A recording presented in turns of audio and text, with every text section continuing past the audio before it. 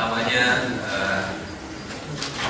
saya mempunyai 150 slide ni. Jadi pukul berapa nanti? Tanya dulu. Belum kan? InsyaAllah saya cuba. Mana-mana yang tak perlu tu mungkin saya tangkap. Dan sebahagian daripada dia ada dalam edaran yang diedarkan. Masalahnya ialah saya diberi dua tajuk ni, liberalnya dan juga gerakan Kristian. Jadi saya akan fokus pada liberal. Mungkin kalau Kristian tu saya sentuh sikit-sikit saja insyaAllah.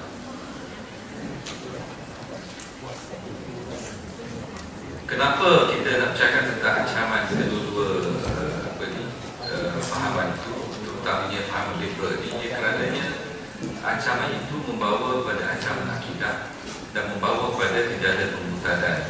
Saya akan langkah yang ini. Jadi untuk faham ancaman liberal dan juga plural ini, dia anak pada liberal ni ialah plural. Fahaman liberal membawa kepada satu lagi anak yang disebut sebagai fahaman plural.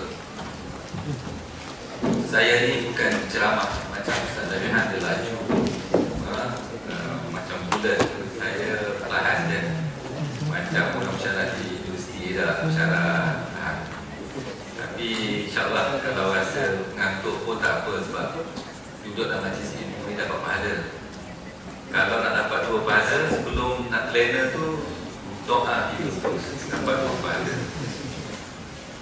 Jadi tentang konsep asas fahaman liberal ni, dia mudah faham. Kita kena faham dulu asas daripada fahaman liberal ni. Apa dia?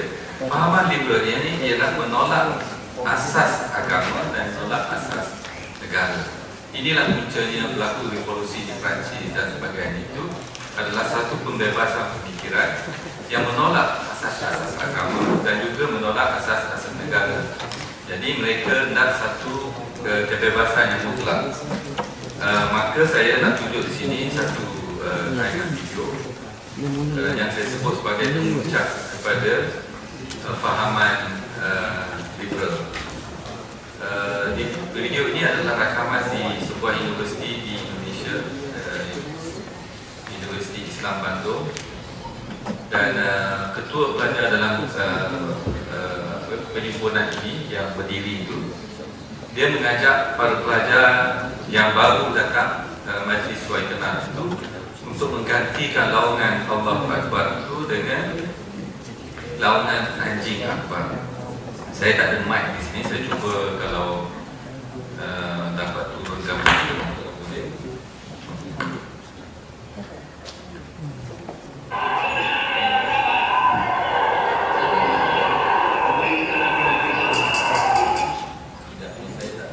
Biasa sangat dengan Windows 8 ni, baru ganti, jadi kadang-kadang dia tak keluar gambar masalah itu.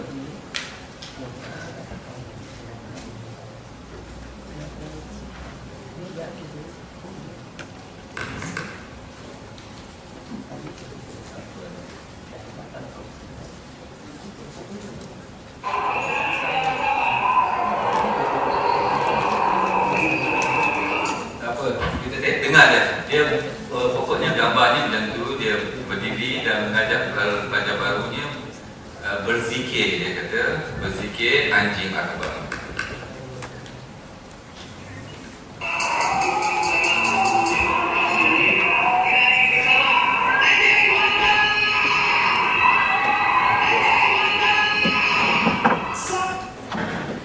Inilah yang saya katakan sebagai kemuncak kepada fahaman liberal. Maknanya menolak asas agama itu. Agama itu boleh dipermainkan hingga kan nama Allah itu dianjingkan. Itu yang berlaku di Indonesia. Apakah penularan fahaman liberal ini hanya bertapak hanya pada Indonesia saja ataupun tidak sampai di Malaysia? Kita tengok satu contoh di sini. Mungkin ramai yang tak kenal muka ini dengan baju hijau kuning bersih itu. Tengok apa yang disebut dalam tweetnya yang agak baru juga, Oktober 17. Dia mengatakan bahawa kita yang kononnya beragama Islam, Melayu semua ni tak sedar bahawa neraka, syurga, bidadari, dosa, pahala itu, maknanya Islam itu adalah konsep yang diambil daripada kitab Veda itu. Jadi kalau begini, saya 2-3 minggu lepas di hadapan Mufti Datuk Tahrir tanya apa jadi kepada orang yang berucap jadi. Jadi beliau dengan juga masa itu ada Datuk Nogaju mengatakan bahawa jatuh murtad, kata begini. Jadi ini adalah fahaman liberal yang telah bukan sahaja di Indonesia tetapi telah bertapak di Malaysia. Malah fahaman seperti ini amat menular di universiti. Saya rasa di universiti UTM pun ada beberapa orang pelajar yang terikut-ikut dengan gaya kepimpinan santai Isyamuddin Rais ini. Saya di UPSI 3 minggu lepas, apabila menyentuh isu ini, menyentuh tentang kata-kata Isyamuddin Rais ini, beberapa pelajar bertindak keluar dewan. Jadi yang tinggal itu insyaAllah bukan mengikut Isyamuddin. Tengok apa lagi yang dia kata. Ini dia merujuk kepada Majlis Muzakarah yang bersidang untuk mengeluarkan fatwa.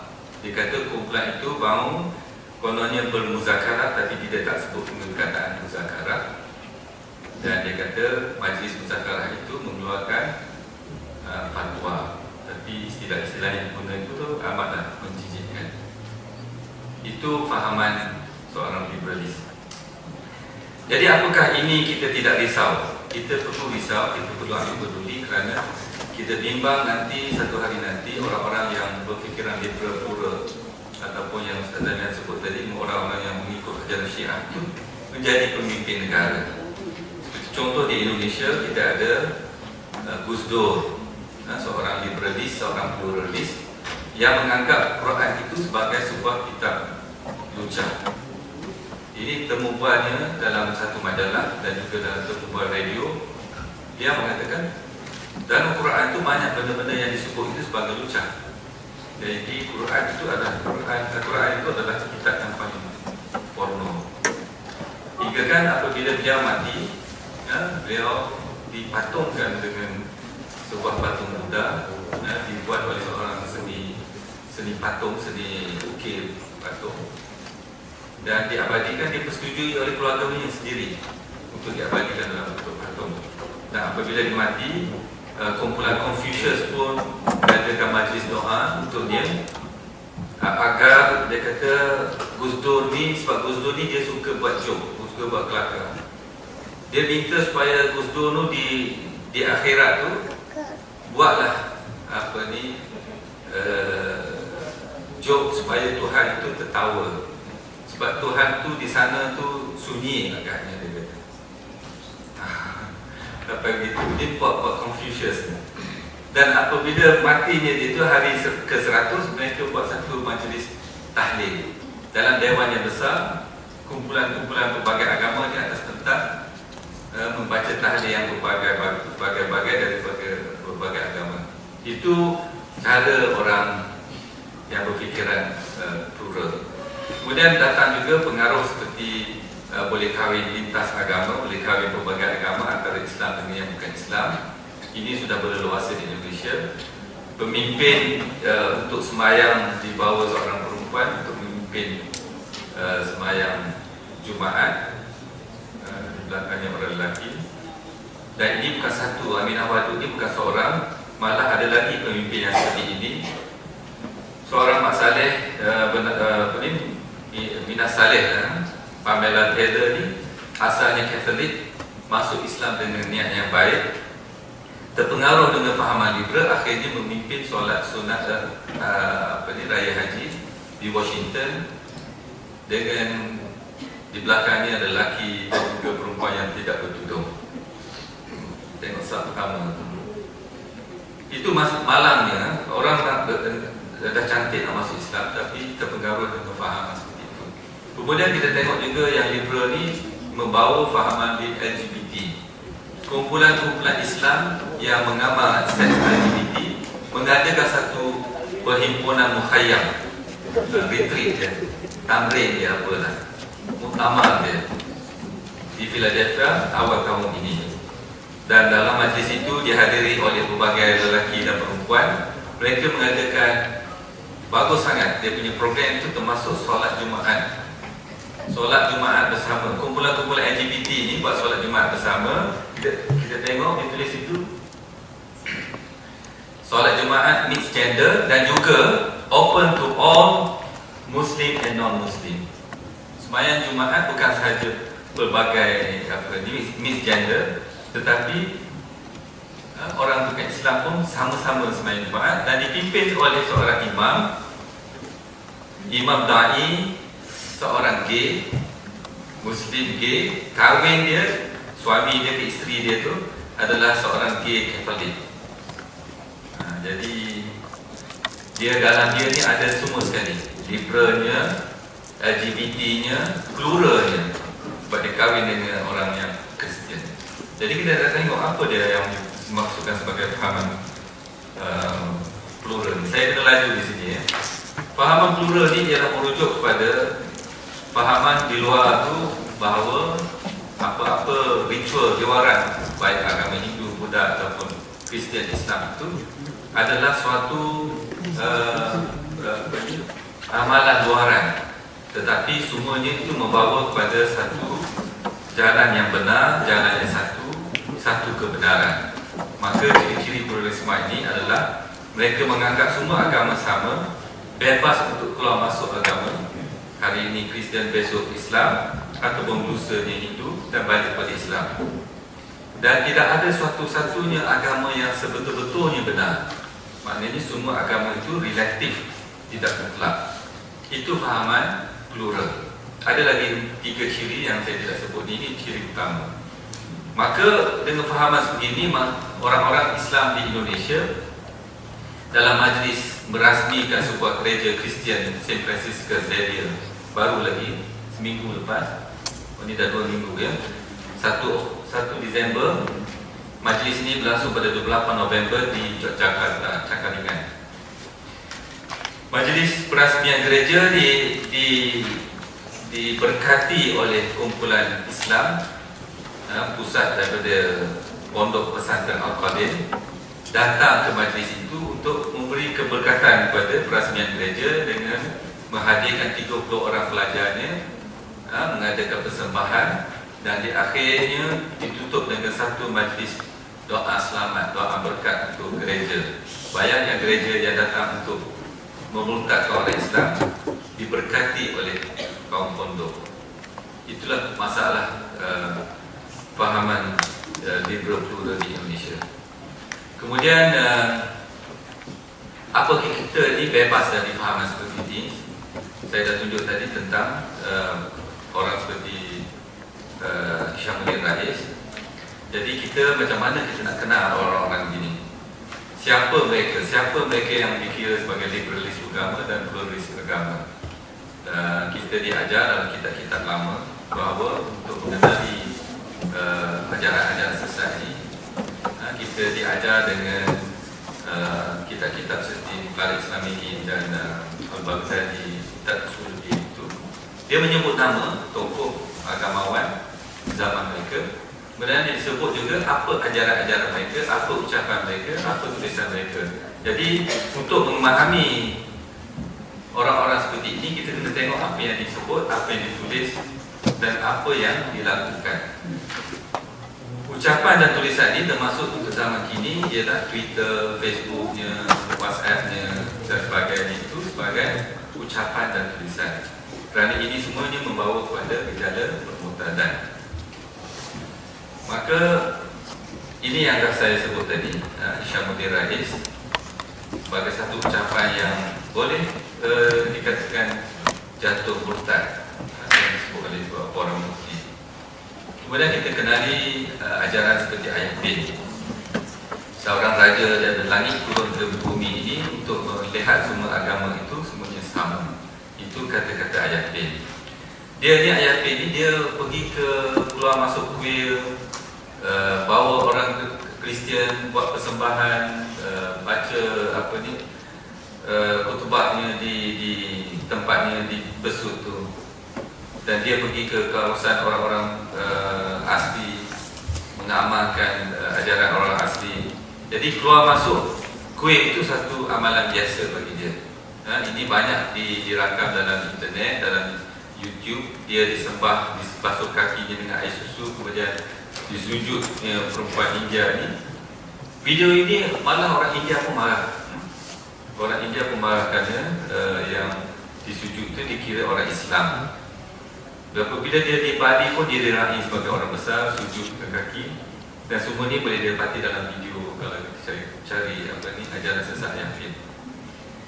Kita ingat Ayah Pin ni seorang yang orang kampung, tapi pengikutnya ramai, ribuan pada kemuncaknya.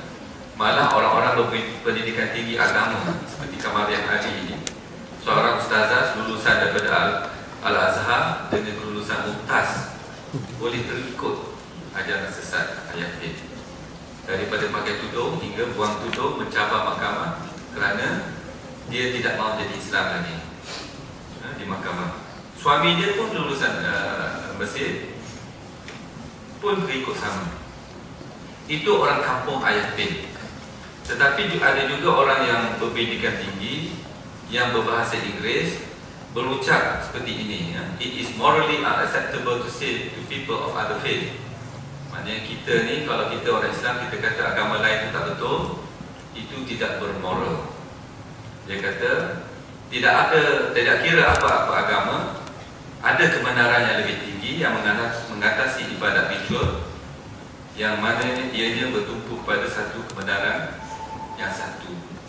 Ini yang disebut dalam buku Fishoshon.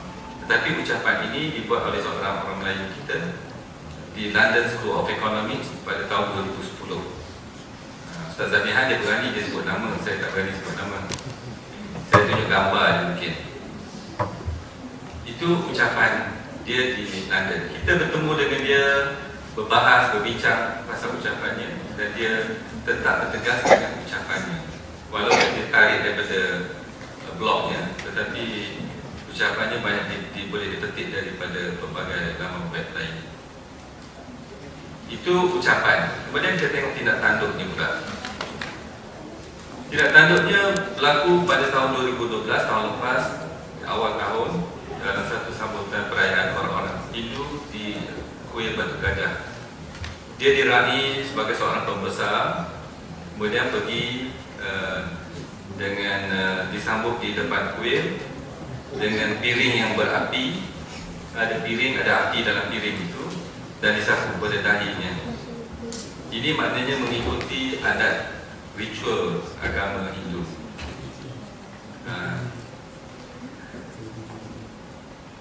Jadi apabila saya banyak menulis dan berkata pasal sahabat saya yang lama ni, ramai orang bertikai kenapa pergi hentam dia.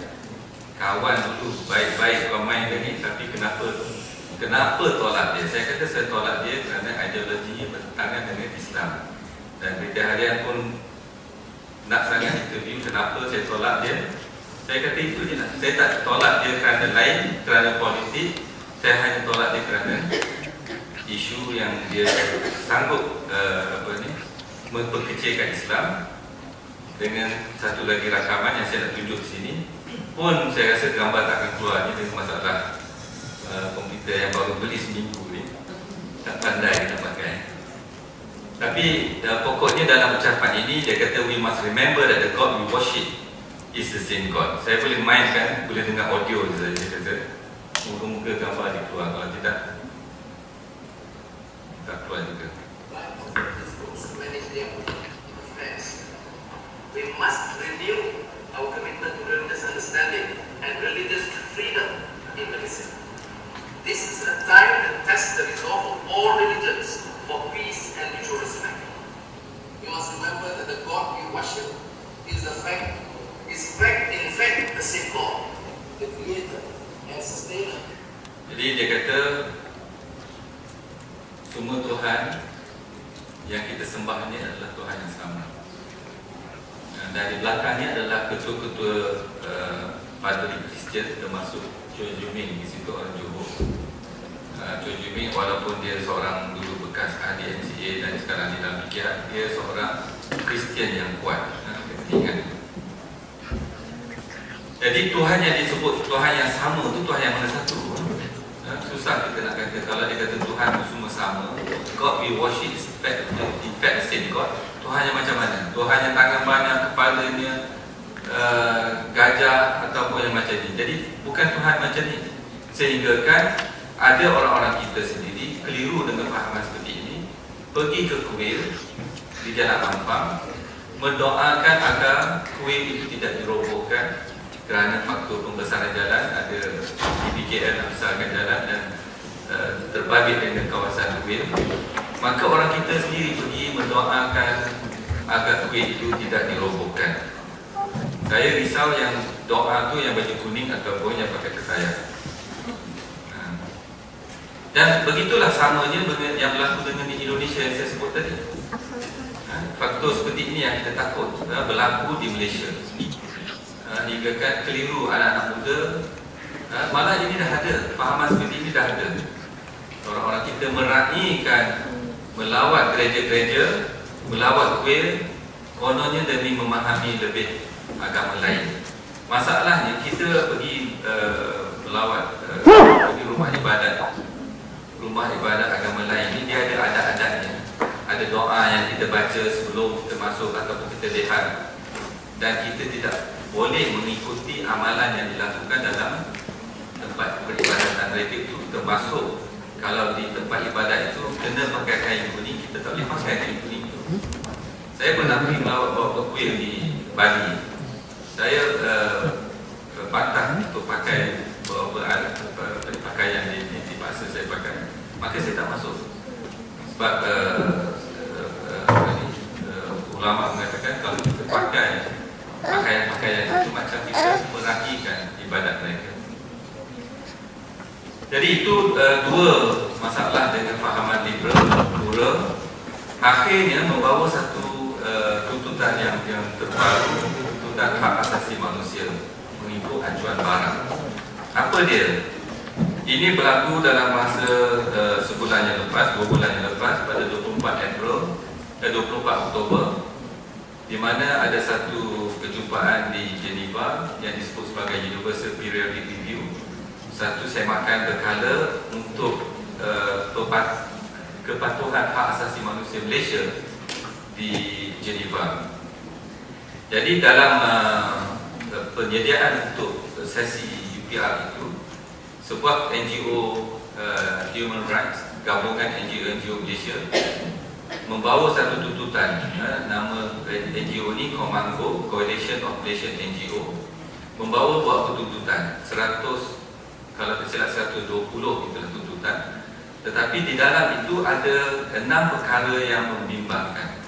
Dalam tuntutan mereka tuntut untuk kita, kerajaan Malaysia, tanda tangan International Covenant of Civil and Political Rights, ICCPR, dan banyak lagi yang dalamnya, termasuk supaya Malaysia ubah beberapa enactment tentang kesalahan jam syariah, meluluskan ataupun mengiktiraf orientasi seks yang berbeza.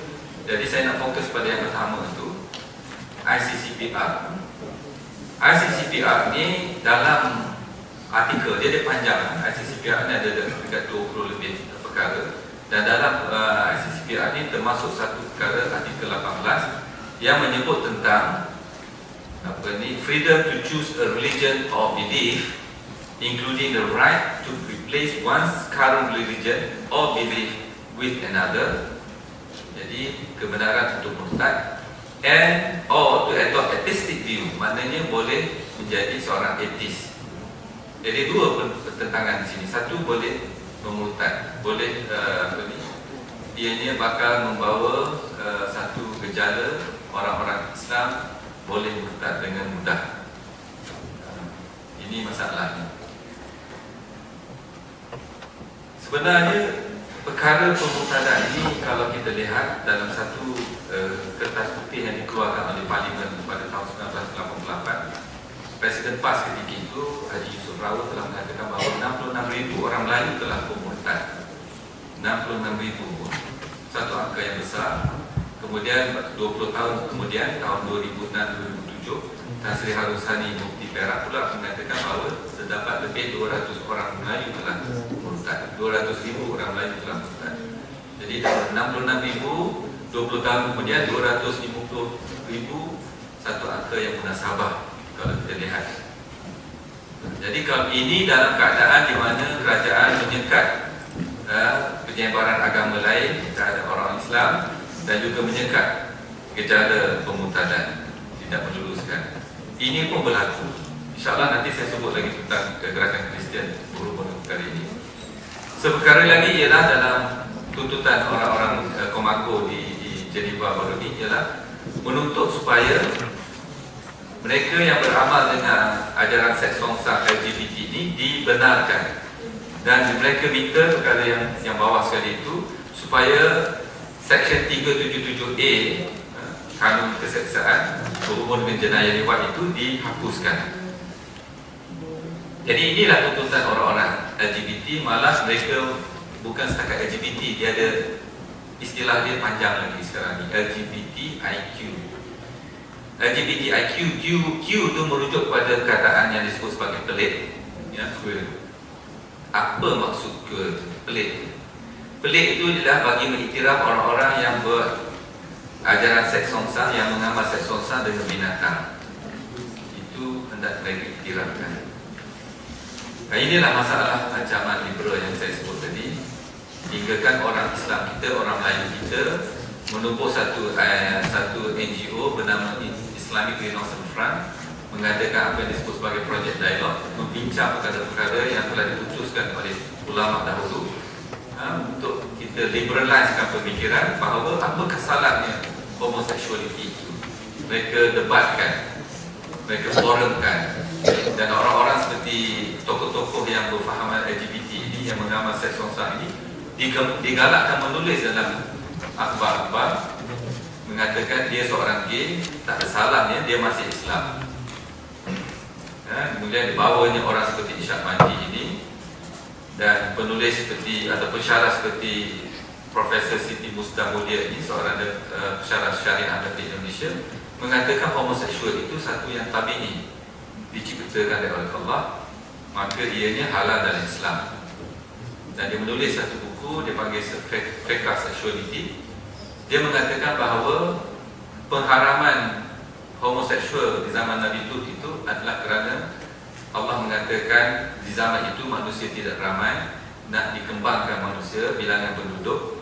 Di zaman sekarang ni manusia sudah ramai, maka diizinkan sudah bertambah penduduk dengan homoseksual. Inilah dia, Siti Mustamulia. Dia mendapat banyak anugerah di Amerika kerana mempromosi perkara-perkara seperti ini. Banggakah kita dengan orang Melayu dihantar oleh Petronas belajar keluar negara, akhirnya berkahwin gay di luar negara. Ini semua hasil daripada fahaman liberal. Kita tengok seorang lagi penulis Melayu, apabila kes di Kajang 2 bulan lepas, seorang ayah sumbang mahram dengan anaknya selama 3 tahun, anaknya yang 18 tahun itu, maka penulis Melayu ini mengatakan apa salahnya sumbang mahram sedangkan anak itu sudah 18 tahun, bebas memilih. Itulah fahaman-fahaman ini dibenarsiarkan oleh media-media alternatif untuk disebarkan fahaman-fahaman seperti ini. Nah, itu yang jadi masalah. Jadi kita kena ingat, balik pada isu liberalisme tadi, fahamannya ialah mereka menolak asas agama dan asas negara. Maka saya nak tunjuk sini satu contoh bagaimana mereka menolak otoriti ataupun menolak otoriti agama itu, dan otoriti agama itu dipersalahkan. Yang terbaik yang senang saya nak rujuk di sini ialah sebab dia ada dua serangkai menolak otoriti agama, sambil itu kita lihat penyerapan ajaran Kristian. Kalau kita ingat 2 tahun lepas, pada bulan puasa Ramadan tahun 2 tahun lepas, berlaku siasatan JAIS, pasukan penguasa JAIS pergi ke gereja di UMC untuk menyiasat laporan tentang berlakunya kes pemurtadan. Apa yang berlaku selepas JAIS pergi, JAIS dimarah dan diserang kiri dan kanan, dipersoalkan oleh orang Melayu kita sendiri yang menyalahkan Jais tidak patut masuk gereja, tidak patut serbu gereja. Jadi orang Kristian tak payah buat kerja, tepuk tangan suka. Cuma yang saya nak tunjuk itu yang berlaku di luar yang orang nampak. Apa yang sebenarnya berlaku yang orang tidak tahu, saya nak rujuk di sini, saya nak bawa ke tengah di sini ialah laporan sebuah laman web daripada Brazil. Ya, laman web Brazil, orang Brazil bercakap bahasa Portugis. Masa saya di depan komputer di mana satu hari merata dunia saya tengok laman web, walaupun tak faham bahasanya, tekan Google Translate boleh baca. Apa dia kata di sini? Laman web tentang Mission and Worship. Dia kata urgent prayer for former Muslim di Malaysia. Ada bendera Malaysia tu. Saya dah translate di sini. Dia sebut di sini tentang minggu lepas di Malaysia, polis yang dimaksudkan sudah penguatkuasa Jais datang menangkap lebih kurang 50 orang former Muslim yang dilaporkan oleh, yang dihebahkan oleh orang Kristian baik, orang-orang yang menentang Jais itu mengatakan mana ada pemutanan yang dilaporkan oleh dalam media, dalam web orang Kristian sendiri. Dia mengatakan kita perlu doakan untuk 50 orang ini, dan 2-3 email lagi selepas itu. Yang mengirim email ini ialah bernama William ni. Saya nak cerita pasal William ni. Dia satu serangkaian cerita di sini. William ni bekerja di Malaysia sebagai seorang jurulatih bola sepak di Brazil Football Center. Dia ada gambar, semua brosur ni semua ada gambar jurulatih itu. Dan apabila saya siasat, saya dapati kesemua jurulatih yang mengajar bola sepak di Brazil Football Center ni adalah mereka daripada yang tengah yang biru dalam missionaries.com tu. Senarai nama para padri Brazil yang dihantar di seluruh dunia, termasuk yang ujung tu Malaysia ditulis, dan ada senarai dia. Kesemua nama-nama itu adalah nama padri yang, nama jurulatih bola sepak yang bertugas di Brazil Football Center. Kemudian saya siasat lagi, saya jumpa satu jurnal, jurnal Mission Mundial ni. Dia melaporkan perjanjian di antara sebuah gereja di Lembah Kelang dengan gereja Brazil, CBB, World Mission Board Brazil ni, menyebutkan tentang program pemutadan, mengadakan bola pusat latihan